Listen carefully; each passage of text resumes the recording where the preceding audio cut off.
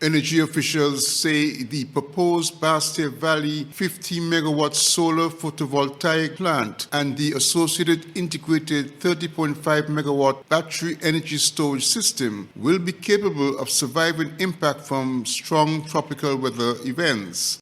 The multi-million-dollar solar energy project is being developed by the St. Kitts electricity company, SCELEC, with support from the Energy Unit of the Ministry of Energy.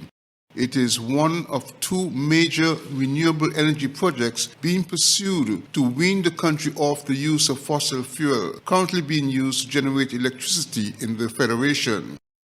When questioned about the level of resilience the solar plant would have, especially against the emerging intense hurricanes believed to be triggered by climate change, Congress Maynard, the minister with responsibility for energy, said it was a factor built into the request for bid or RFB document.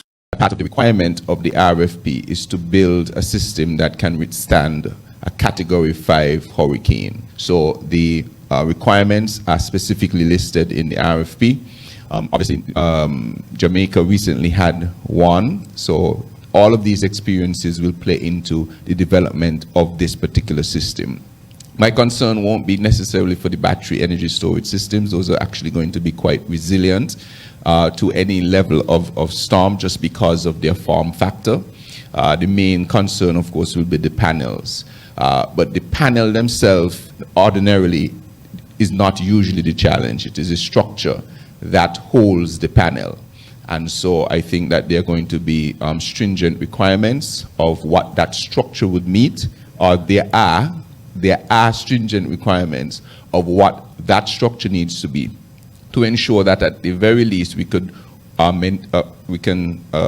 withstand a Category 5 hurricane. Obviously, this always comes with a caveat because these are storm winds that we simply cannot fully predict.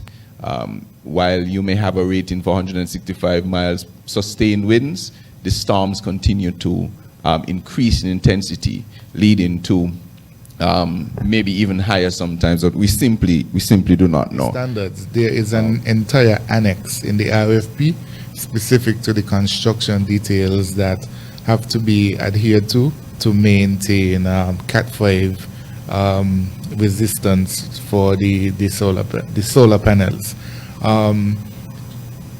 Our consultant Castalia has done similar projects all over the world, and they have ensured that the data in the annexes are very secure, and once the contractors follow these procedures, then we have nothing to worry about. The solar modules will be able to go through the Cat 5. According to the SCELEC General Manager, the solar plant, when completed, will play a significant role in stabilizing the island's electrical grid. Glenn Bart reporting for Television Caribbean, TVC Channel 40.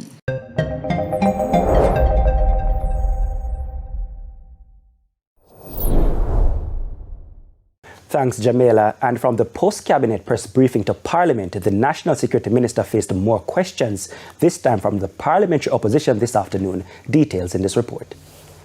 Not the first time tempers boil over in Parliament, causing a temporary halt of the proceedings. Opposition members and the House leader clashed Wednesday about the protocols guiding questions and answers. This after National Security Minister Dr. Horace Chang gave a statement about the third country national arrangement with the United States. In one of the heated exchanges, Prime Minister Dr. Andrew Holness was heard calling a member of the opposition a bully. Madam,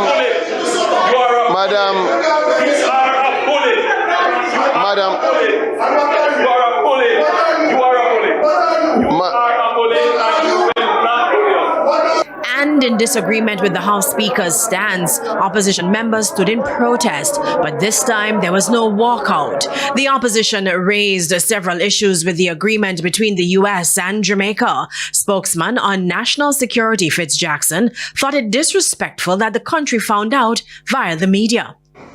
Neither the opposition nor the public at large in Jamaica had any idea that the government of our country was contemplating committing Jamaica to what is being provided for in this document. That, I must say at the outset, Madam Speaker, is unacceptable. And so he wants to know, among other things, where will the deportees be held? So we have a long-standing incapability of providing what is deemed acceptable and reasonable condition for the detention of persons in Jamaica. Why are we seeking to compound our problem? They're free to move around. They're here in a transitional mode, like in transit back to their home state, and we expect them to be out. While they are here, they are, as I said, they are in transit. They are free to move around. They'll be under some support from the International Organization for Immigration, but it's not a detention in any way. For opposition leader Mark Golding. And the last point I wanted to raise, Minister, which I think is number 6, is whether you are aware that a federal court in the United States has ruled that the third country removal policy is unlawful. And that matter, the U.S. government is appealing to the U.S. Supreme Court. So the legal status of this arrangement under U.S. law is very unsettled. Janella Precious, TVJ.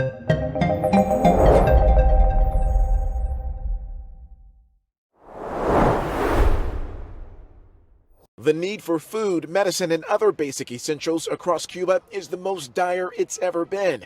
And it's one reason why a crucial meeting was underway Wednesday on the island between Cuban religious organizations and U.S. diplomat Mike Hammer, aimed at getting supplies to the people.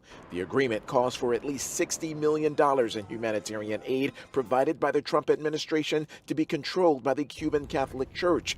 Another $40 million would be handled by trusted non-governmental organizations, yet still under challenging conditions. I spoke to the Archbishop of Santiago de Cuba not too long ago, and he says the logistics of it is, given the fact they have no gasoline, to get some of the humanitarian aid, even in the region of Santiago de Cuba, is very difficult. Local 10 Cuba analyst Andy Gomez believes Cuba is on the brink of a historic change. At this instant, the situations are so bad that they're going to need help from the outside. There is some talk of the U.S. military stepping in to help fill the gap in delivering foreign aid, but that scenario is unlikely to have the blessing of the Cuban regime. By allowing U.S. military to go in, then you're going to have 8.3 million Cubans demanding much more, and that is the fall of the regime. And then there's a meeting set for Thursday with the National Assembly of Cuba, with economists and President Miguel Diaz-Canel billed as evaluating proposals for economic and social transformations. I think it's basically saying behind closed door, where we go with this? A crisis meeting. I think so. I think it's a crisis meeting. And Gomez questions what economic reforms Cuba could realistically introduce in that meeting, besides approving new laws to attract foreign investment. But no matter who you speak with, multiple analysts all believe that Miguel Diaz-Canel and Raul Castro and the rest of the Cuban regime all know that their power is on the brink of collapse.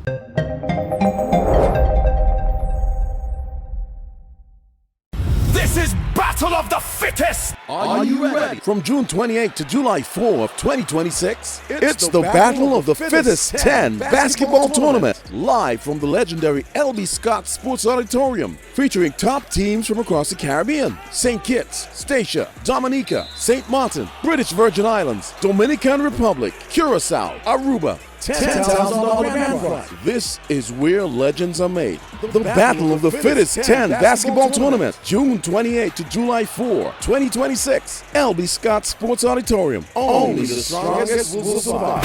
This is war!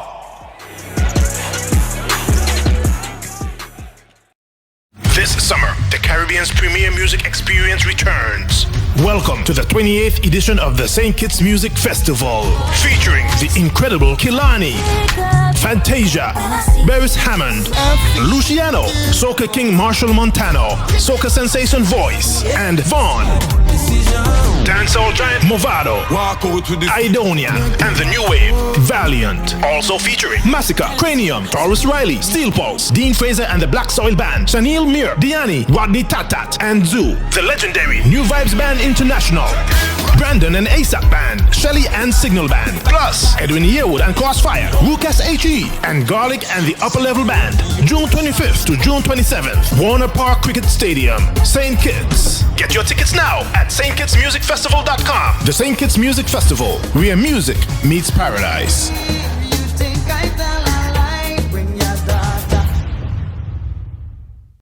A new day begins.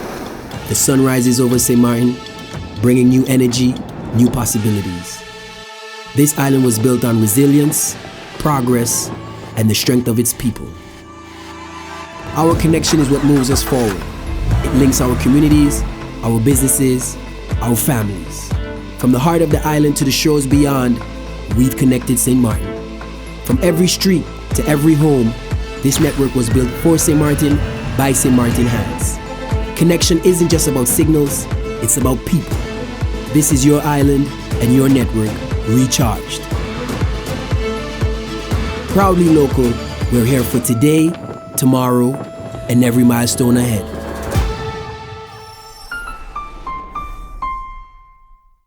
At The Cable, we believe in giving back because when our community thrives, we all do. That's why, as a company, we make it our mission to touch the lives of everyone in St. Kitts. We spearheaded the renovation of JNF Hospital lobby to ensure better care for all. The Cable sponsors free Wi-Fi in every community center across St. Kitts, so no one is left behind in an increasingly connected world. We stand with communities through every moment, big or small, in culture, education, youth development, and more. Y a ti también, comunidad latina. Cuenta con nosotros. Estamos con ustedes. And when it comes to customer service, we set the standard. We're just a call, click, or visit away because you matter to us. Join the company that truly cares. The Cable, more than service. We're family. Somos familia. And we're proud to always give more where it matters. Lace your sneakers, grab a friend, and get ready for Praise Fest 2026, the Federation's premier gospel concert, in collaboration with St. Kitts Music Festival. Join us on the Antioch Baptist Church grounds as we praise with Tehillah Gospel Band, Unique Touch Christian Center Praise, Brent Hoyt, Positive, and Chevel Franklin. Earthen Vessels will start it off with praise and worship. This all goes down June 21st, 2026, starting at 5:30 p.m. on the Antioch Baptist Church grounds. Secure your tickets at Sister Beverly on 4th Street, Westside Service Center. The Cable, Island Flavors, Charlestown, Nevis, or any member of the Antioch Baptist Church. Or you can go online at www.antiochbaptistskn.org. Islander Water Taxis providing $40 round trip from Nevis to St. Kitts. Be first in line for an unforgettable evening.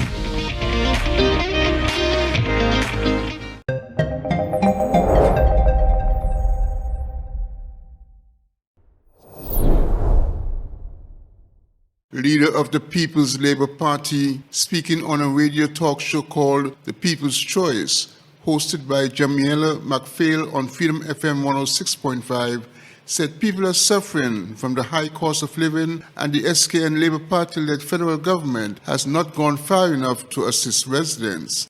According to the PLP leader, the government is failing to bring enough assistance and in some cases is making life more difficult for some residents because of certain policies implemented by the government and by its associated statutory entities.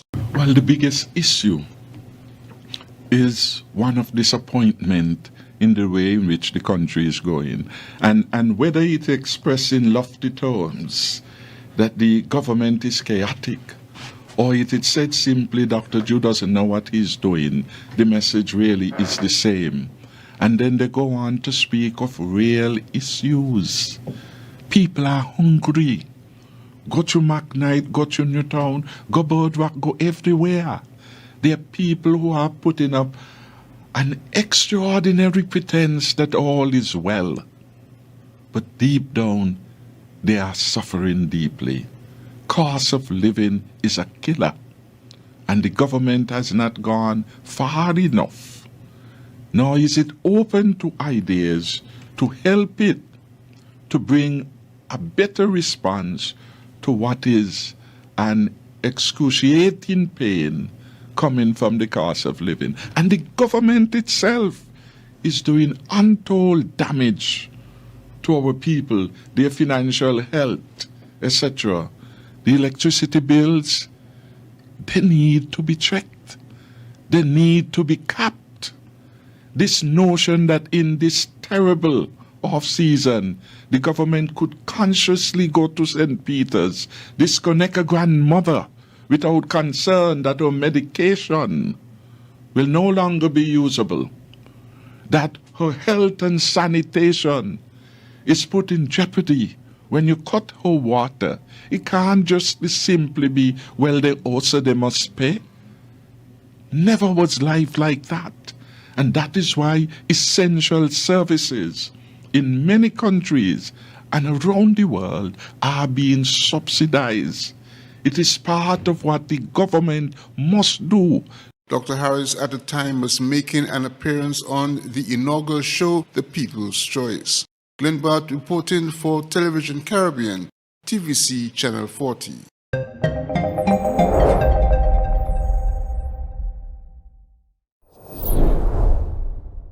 We have been hearing about the illicit 8 parliamentarians being investigated for illicit enrichment. Illicit enrichment has to do with the public servants not being able to explain how they own assets which exceed their lawful earnings. And on Wednesday, the Integrity Commission is pointing the first finger at Dr. Andrew Wheatley, the minister without portfolio in the Office of the Prime Minister, with responsibility for science, technology, and special projects. For the period 2013 to 2022, the Integrity Commission stated that the illicit enrichment was roughly $164.2 million. And when given the opportunity to explain how he came by such assets, a satisfactory explanation was not provided. The Integrity Commission also concluded that Dr. Andrew Wheatley failed to provide information concerning his statutory declarations for the years 2018 and 2019. He also failed to include 5 loans held in his name, an investment on still particulars of 20 properties owned jointly or otherwise. The Integrity Commission is therefore recommending that Dr. Wheatley be charged for knowingly making a false statement in a statutory declaration under 2 statutes, failing without reasonable cause to provide any information as required by the Director of Information and Complaints, as well as illicit enrichment. If convicted for illicit enrichment, he could face a fine of up to $5 million and or up to 5 years in prison. The Integrity Commission's report is also being referred to Tax Administration Jamaica to do an assessment and apply appropriate penalties. Why? Western Medical, a company in which Dr. Wheatley was the sole proprietor, earned between $15 million and $26 million between 2010 and 2013. However, nil tax returns were filed for 2011 and 2012 and no return for 2013. Andrea Chisholm, TVJ News.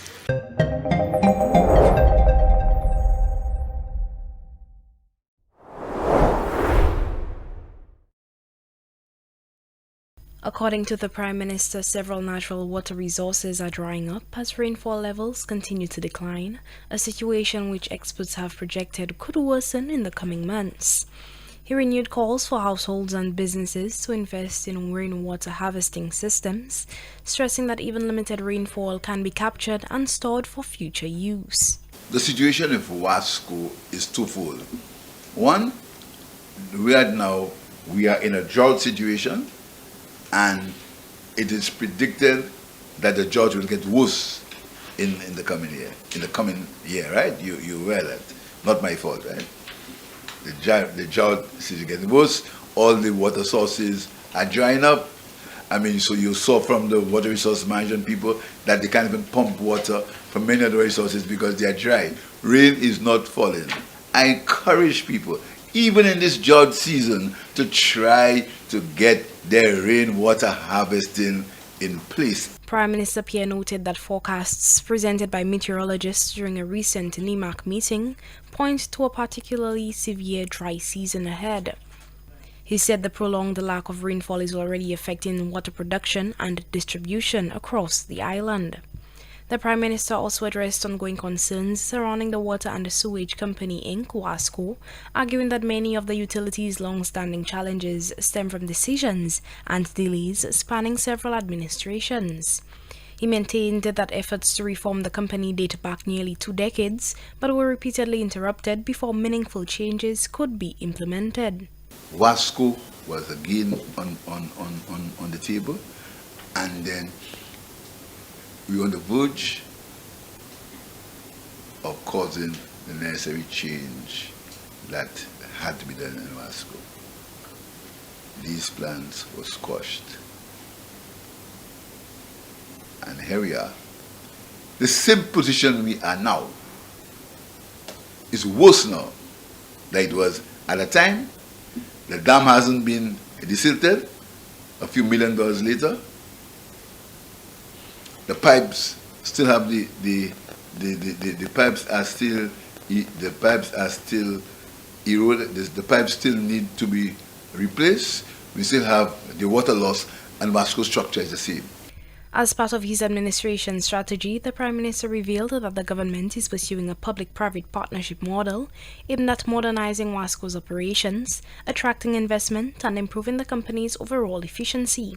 He said the objective is to transform the utility into a more sustainable and responsive organization capable of meeting the country's growing water demands. We have taken the position that we are going to reimagine WASCO in this period.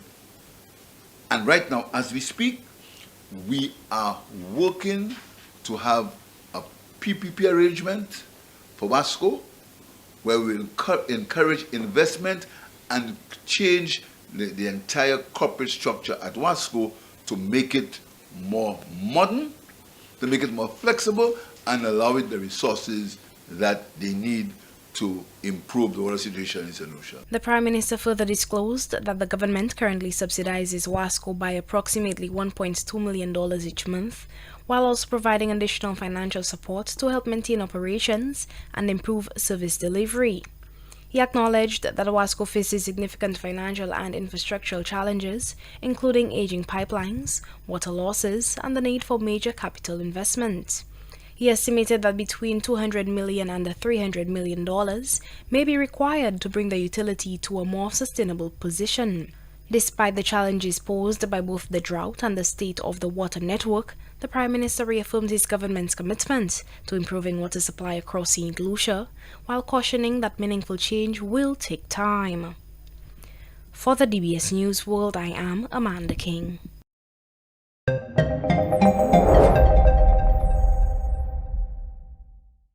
This is Battle of the Fittest! Are you ready? From June 28 to July 4 of 2026, it's the Battle of the Fittest 10 basketball tournament, live from the legendary LB Scott Sports Auditorium, featuring top teams from across the Caribbean: St. Kitts, Statia, Dominica, St. Martin, British Virgin Islands, Dominican Republic, Curacao, Aruba. $10,000 grand prize. This is where legends are made.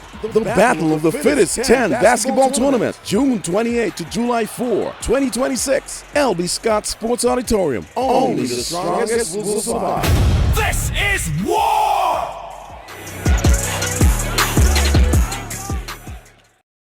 This summer, the Caribbean's premier music experience returns. Welcome to the 28th edition of the St. Kitts Music Festival, featuring the incredible Kilani, Fantasia, Beres Hammond, Luciano, Soca King Marshall Montano, Soca Sensation Voice, and Vaughn. Dancehall giant Movado, Idonia, and the new wave, Valiant. Also featuring Massacre, Cranium, Taurus Riley, Steel Pulse, Dean Fraser and the Black Soil Band, Shanil Mir, Diani, Rodney Tatat, and Zoo. The legendary New Vibes Band International, Brandon and ASAP Band, Shelly and Signal Band, plus Edwin Yearwood and Crossfire, Lucas HE, and Garlic and the Upper Level Band. June 25th to June 27th, Warner Park Cricket Stadium, St. Kitts. Get your tickets now at stkitsmusicfestival.com. The St. Kitts Music Festival, where music meets paradise.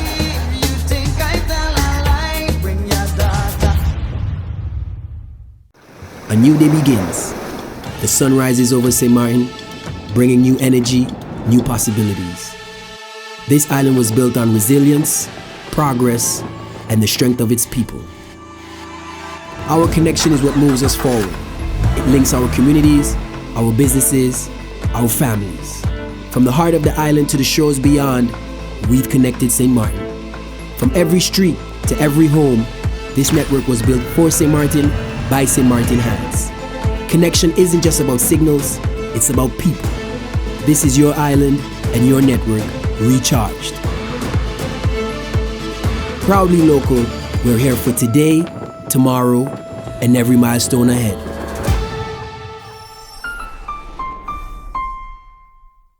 At The Cable, we believe in giving back because when our community thrives, we all do. That's why, as a company, we make it our mission to touch the lives of everyone in St. Kitts. We spearheaded the renovation of JNF Hospital lobby to ensure better care for all. The Cable sponsors free Wi-Fi in every community center across St. Kitts, so no one is left behind in an increasingly connected world. We stand with communities through every moment, big or small, in culture, education, youth development, and more. Y a ti también, comunidad latina. Cuenta con nosotros. Estamos con ustedes. And when it comes to customer service, we set the standard. We're just a call, click, or visit away because you matter to us. Join the company that truly cares. The Cable, more than service. We're family. Somos familia. And we're proud to always give more where it matters.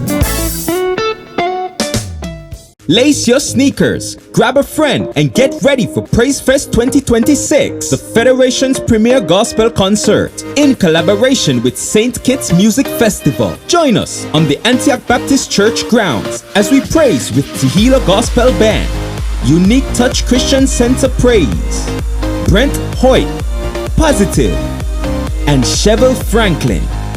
Earthen Vessels will start it off with praise and worship. This all goes down June 21st, 2026, starting at 5:30 p.m. on the Antioch Baptist Church grounds. Secure your tickets at Sister Beverly on 4th Street, Westside Service Center.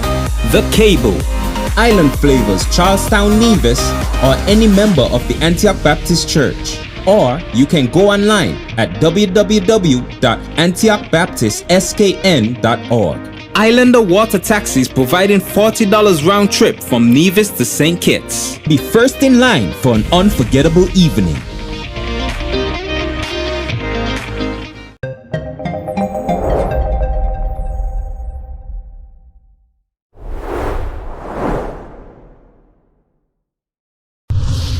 Mahalai McCalmont, Regional Councillor, East Berbice Quarantine, representing a Partnership for National Unity, in an exclusive interview with Nightly News, described the COVID-19 situation in our constituency not as an outbreak, but as a worrying trend that could develop into a serious health issue. And the fact that it's in our schools, it tells us that it's in our homes as well, because we haven't been able to get a widespread testing going on in the region. It was reported that a third school in Region 6, East Berbice Quarantine, has confirmed COVID-19 infections within just over a week, heightening concerns about a possible outbreak along the quarantine corridor. It was revealed that more than 10 students of the lower quarantine secondary school in Rose Hall Town have tested positive for the virus. School officials say the first case was detected Friday last. However, by Sunday, additional students tested positive for the virus, prompting the institution to notify the Region 6 Department of Education. As a result of these positive cases, precautionary measures were implemented at schools in the area, and the school activities have been temporarily suspended to facilitate fumigation and sanitization of school compounds.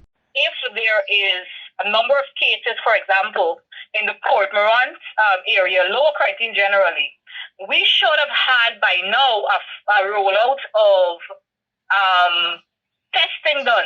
The Ministry of Education has reportedly advised the parents, teachers, and the students to take the necessary precautions, including the wearing of face masks, as efforts intensify to contain the spread of the virus. The latest cases come on the heels of infections reported at the Gaisugo Training College in Port Morant and more recently, the Port Morant Primary School. Fortunately, none of the infected students are critically ill, with all reported cases said to be asymptomatic. Amidst the health concern in the region, attempts by Nightly News to obtain a comment from the Minister of Health and the Regional Health Officer on measures being implemented to contain the spread have so far proven unsuccessful, with calls unanswered and voice messages receiving no response. Meanwhile, former Health Minister and medical doctor Dr. Karen Cummins called for the government and regional officials not to let their guard down. They must recognize that there seems to be a re-emergence of COVID, and so they have to, to continue to do public health education. She said it is important that the public practice good hygiene and sanitation in addition to the regional health officials engaging in public health education. Marvin Cato, reporting for HGP Nightly News.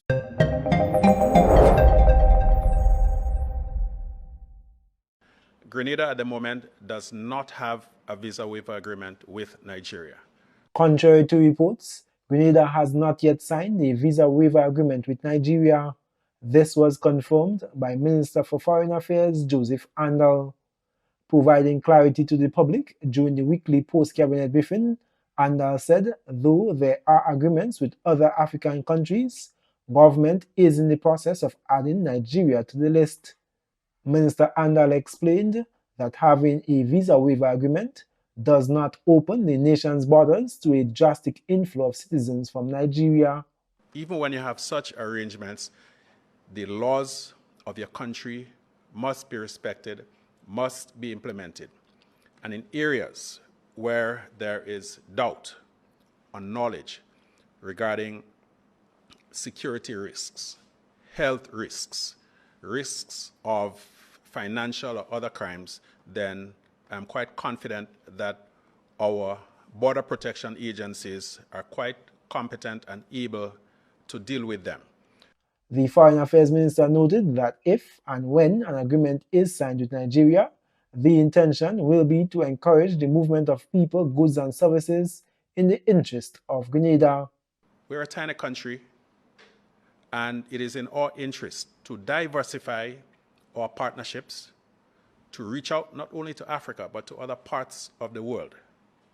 He believes bilateral partnerships will benefit Grenada, thus, direct flights between West Africa and the Caribbean remain the focus of regional governments. There's great potential for tourism, for example. There are many individuals, not only in Nigeria, but in other parts of Africa, with high net worth. Many of them are looking for places to invest. Many of them are looking for places that will welcome them as tourists. Minister Andal said creating airlift between the Caribbean and Africa would remove the limitations of layovers or transits through a third country in which visa requirements may be necessary. Already, we see Caribbean businesses investing in Africa. I was pleasantly surprised when I went to Ghana to see branches of what's the Trinidadian bank? Republic Bank in Africa. So yes, not only is it desirable, it is possible, it is happening. Also addressing the safety and security concerns, Chief Immigration Officer Superintendent Elian Purcell said comprehensive screening is conducted for each person entering Grenada. No timeline has been disclosed for the signing of the visa waiver agreement with Nigeria as negotiations are ongoing. I am Gerard Joseph reporting.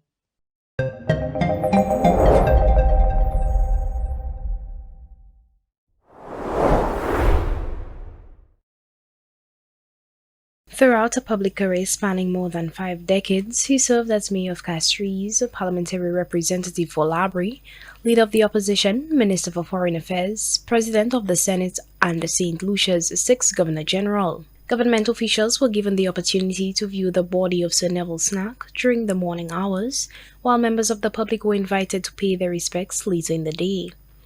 The event also featured the signing of the official Book of Condolences. Sir Neville's son, Acting Solicitor General Sir Eugene Snack, expressed gratitude to the government, the United Workers' Party, and the wider public for the support shown to the family during the period of mourning. We're very happy with the response that we've received. The Governor General attended, as well as the Honourable Prime Minister and the Leader of the Opposition.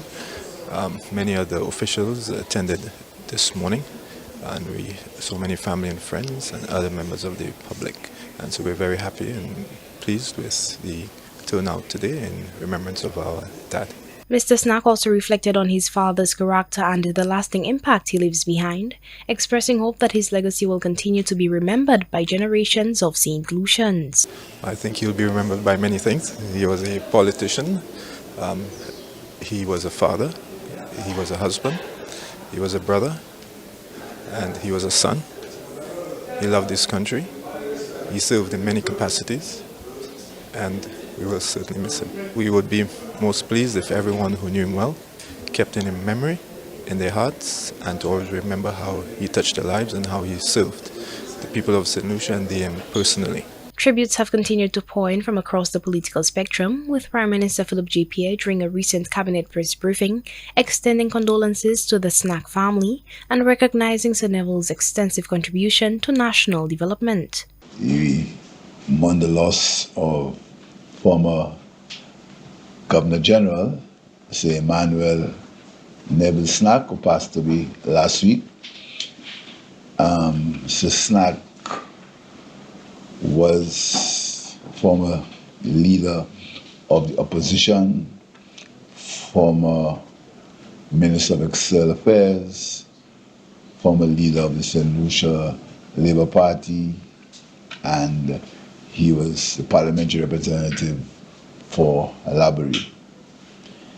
I have instructed that, following the usual protocol, that Neville be awarded a state funeral.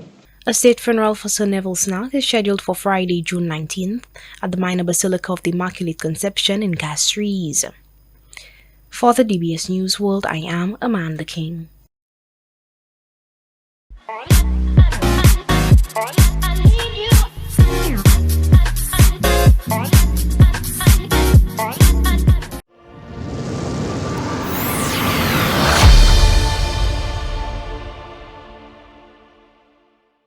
The countdown to the start of the 2026 LV Star Brown Women's League continues with another team profile. Today, the spotlight is on Security Forces United Women's Team. One of the league's newest clubs, Security Forces United is entering just its third season in the competition. Despite its relative youth, the team has made steady progress, earning a place in last season's Final Four playoffs. This year, the squad is aiming to go even further, as head coach Gary Clark explains. I would like to reach the finals and maybe even try to win the cup. But as I say, it's a team effort, so I can't do it by myself. I have to do it with the girls. Team captain Sharissa Seaton shares the same ambition, with hopes of leading Security Forces United to even greater success this season. Well, last year we made the Final Four, and that gave us a little bit more confidence. So we're looking forward to head back into the four.